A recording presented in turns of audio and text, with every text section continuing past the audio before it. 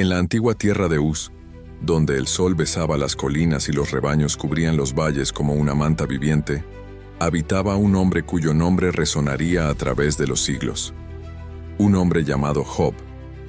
No era un rey, ni un profeta poderoso, sino un hombre recto, temeroso de Dios y apartado del mal.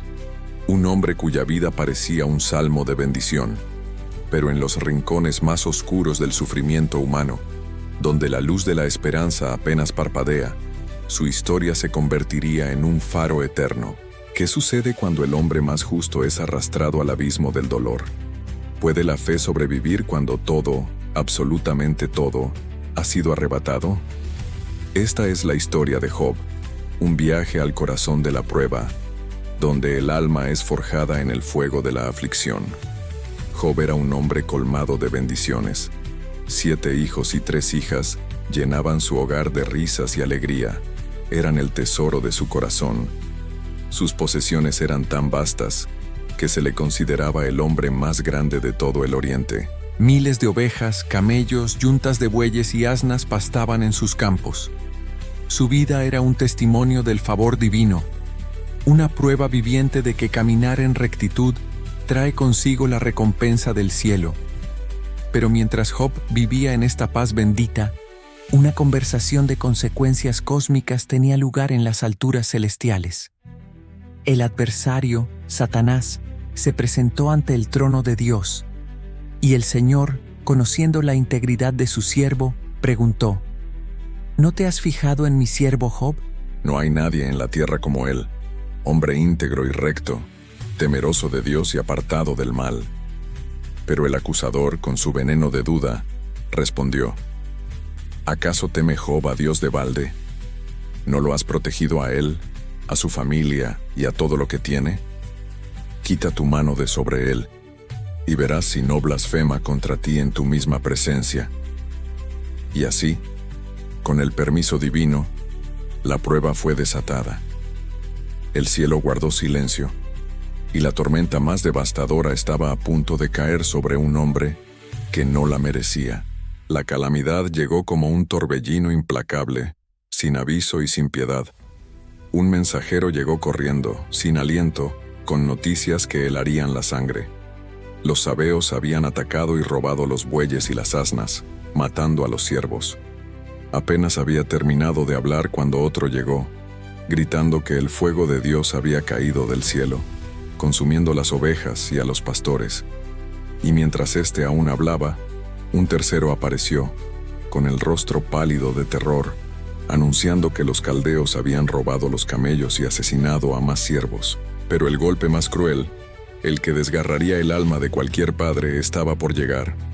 Un último mensajero, con el rostro bañado en lágrimas, trajo la noticia final. Un viento huracanado había derribado la casa donde sus 10 hijos celebraban, y todos habían perecido.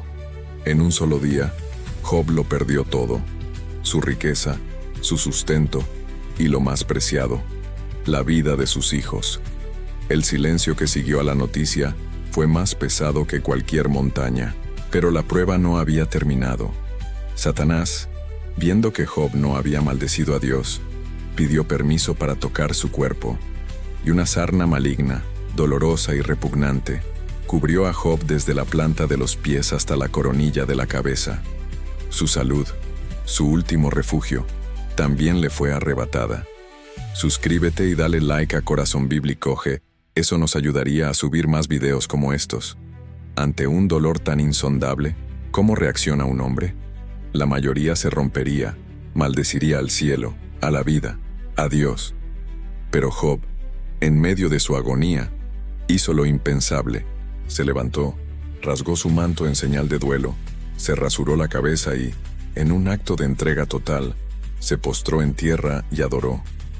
De sus labios no salió una maldición, sino una de las declaraciones de fe más poderosas jamás pronunciadas. Desnudo salí del vientre de mi madre y desnudo volveré allá. El Señor dio y el Señor quitó. Sea el nombre del Señor bendito. Incluso cuando su propia esposa, viendo su sufrimiento, le instó a maldecir a Dios y morir, Job se mantuvo firme. ¿Recibiremos de Dios el bien y el mal no lo recibiremos? Respondió. En todo esto, Job no pecó con sus labios. Su reacción no fue la de un hombre insensible al dolor. Su corazón estaba destrozado, pero su fe no se basaba en sus circunstancias. Su adoración no dependía de las bendiciones que recibía. Era una fe anclada en la soberanía y la bondad de Dios, incluso cuando no podía entenderla, incluso cuando cada fibra de su ser gritaba de dolor. Job se sentó en cenizas, rascando sus llagas con un trozo de teja, envuelto en un manto de soledad y silencio. Durante 7 días y 7 noches, 3 de sus amigos, Elifaz, Bildad y Zofar, se sentaron con él en la tierra, sin pronunciar palabra, porque veían que su dolor era muy grande. Pero el silencio se rompió, y con él comenzó una nueva etapa de su prueba. Los amigos de Job, queriendo consolarlo, se convirtieron en sus acusadores. En sus discursos, intentaron aplicar una lógica humana y simplista al sufrimiento. Si estás sufriendo de esta manera, debió ser porque pecaste. Recuerda ahora, dijo Elifaz, qué inocente se ha perdido. Insistían en que Job debía confesar su pecado oculto para que Dios lo restaurara. Pero Job, en su integridad, sabía que no había cometido una falta tan grande que mereciera tal castigo. Clamaba al cielo, anhelando una respuesta, un porqué. Se sentía abandonado por Dios, cuyo silencio era más ensordecedor que los gritos de sus amigos. «Oh, si supiera dónde hallarlo», gemía Job. «Si pudiera llegar a su trono». Se sentía atrapado entre la incomprensión de los hombres y el aparente abandono de Dios.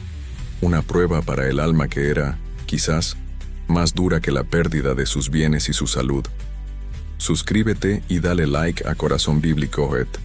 Eso nos ayudaría a subir más videos como estos.